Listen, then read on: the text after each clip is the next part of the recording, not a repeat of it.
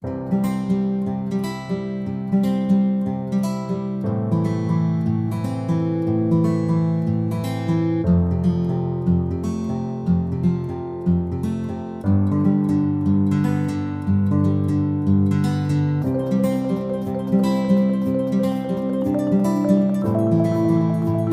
assalamualaikum warahmatullahi wabarakatuh.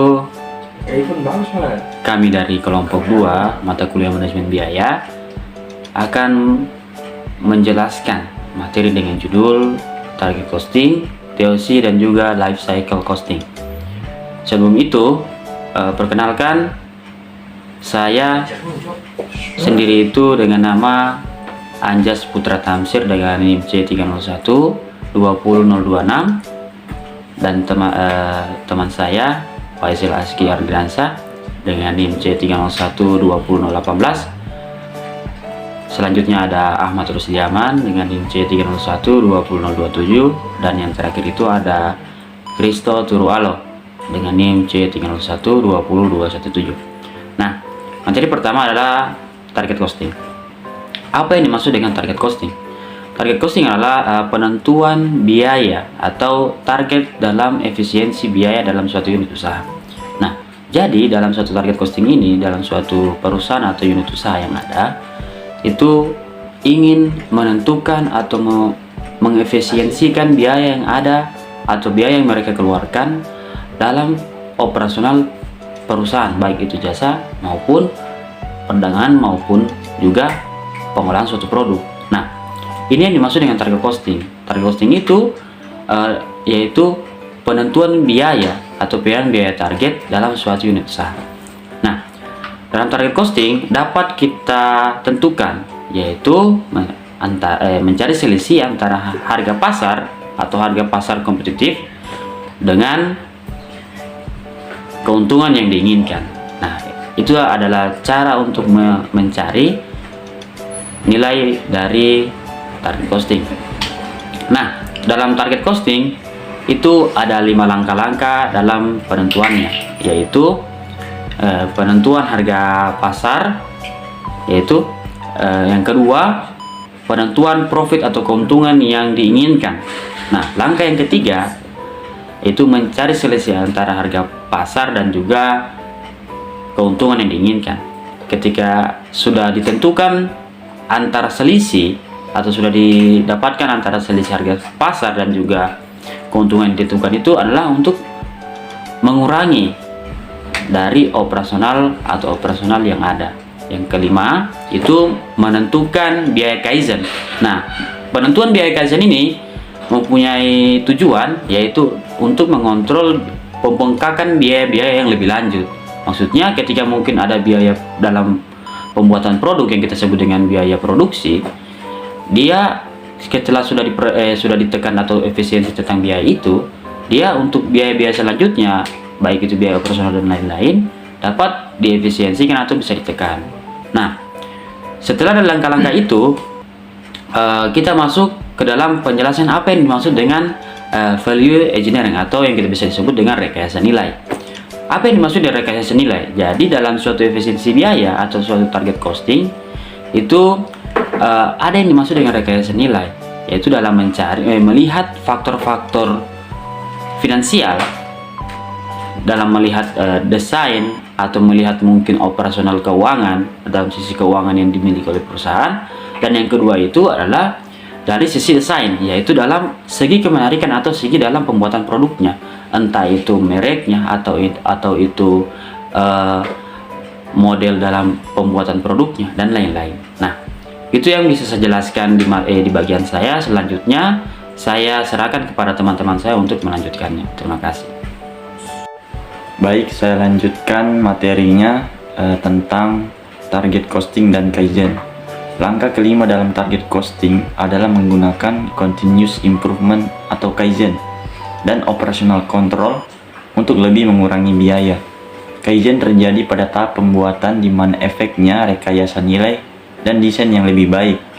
Peran untuk pengurangan biaya di fase ini untuk mengembangkan metode manufaktur baru seperti sistem manufaktur fleksibel dan menggunakan teknik manajemen baru seperti pengendalian operasional, manajemen kualitas total, dan teori kendala untuk selanjutnya mengurangi biaya.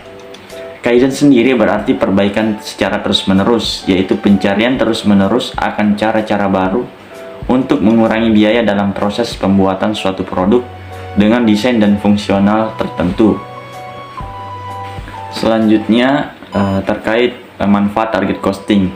Target costing bermanfaat. Yang pertama, meningkatkan kepuasan pelanggan karena desain difokuskan pada nilai pelanggan.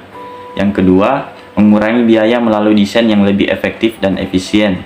Kemudian yang ketiga, membantu perusahaan mencapai profitabilitas yang diinginkan pada produk baru atau didesain ulang. Yang kelima, dapat mengurangi total waktu yang diperlukan untuk pengembangan produk melalui peningkatan koordinasi desain, manufaktur, dan manajer perusahaan. Kemudian yang keenam, dapat membantu memberikan keunggulan kompetitif pada saat resesi ekonomi. Dan yang ketujuh, dapat meningkatkan kualitas produk secara keseluruhan karena desain dikembangkan dengan hati-hati dan masalah manufaktur dipertimbangkan secara eksplisit dalam tahap desain. Materi selanjutnya yaitu teori kendala. The Theory of Constraint atau biasa disingkat TOC dikembangkan untuk membantu manajer mengurangi waktu siklus dan sebelum TOC. Manajer sering mencurahkan upaya untuk meningkatkan efisiensi dan kecepatan di seluruh proses manufaktur alih-alih memusatkan perhatian hanya pada aktivitas-aktivitas itu. Contoh kendala yaitu hambatan dalam proses. Kendala adalah kegiatan yang lambat sebuah total produk dalam waktu siklus. Goldratt dan Cox menganalogikannya yaitu pasukan dari pramuka dalam tanjakan. Pejalan kaki yang paling lambat adalah kendala dan selanjutnya adalah menetapkan kecepatan seluruh pasukan. Langkah-langkah analisis dalam TOC atau teori kendala itu memiliki 5 langkah. Yang pertama yaitu identifikasi kendalanya, kemudian yang kedua, tentukan bauran produk yang paling menguntungkan dengan adanya kendala. Yang ketiga, memaksimalkan aliran melalui kendala. Selanjutnya yang keempat, tambahkan kapasitas ke kendala. Yang kelima, yang terakhir, mendesain ulang proses manufaktur untuk fleksibilitas dan waktu siklus yang lebih cepat. Baik, saya lanjutkan. Penentuan biaya siklus hidup. Biasanya biaya produk atau jasa diukur dan dilaporkan untuk periode yang relatif singkat, seperti sebagai 1 bulan atau 1 tahun. Biaya siklus hidup memberikan perspektif jangka panjang karena mempertimbangkan seluruh siklus hidup biaya produk atau jasa. Manajer adalah tertarik pada total biaya selama seluruh siklus hidup, bukan hanya biaya produksi. Sementara metode manajemen biaya cenderung hanya berfokus pada biaya produksi. Biaya hulu dan hilir dapat menjelaskan sebagian besar dari total biaya siklus hidup, terutama di industri tertentu. Kemudian faktor-faktor penentu keberhasilan pada tahap desain. Yang pertama yaitu mengurangi waktu ke pasar. Yang kedua, mengurangi biaya layanan yang diharapkan. Yang ketiga, mengurangi dampak produk lingkungan. Yang keempat, kemudahan pembuatan yang lebih baik. Dan yang kelima, perencanaan dan desain proses. Sasaran dan teknik penetapan biaya strategis. Yang pertama yaitu penetapan harga menggunakan siklus hidup biaya. Dan yang kedua, biaya penuh dan persen margin kotor yang diinginkan. Yang ketiga, biaya penuh dan pengembalian aset yang diinginkan. Yang keempat, penetapan harga strategis untuk siklus hidup penjualan.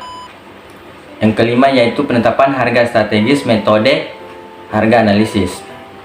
Itulah presentasi dari kelompok kami. Sekian dan terima kasih.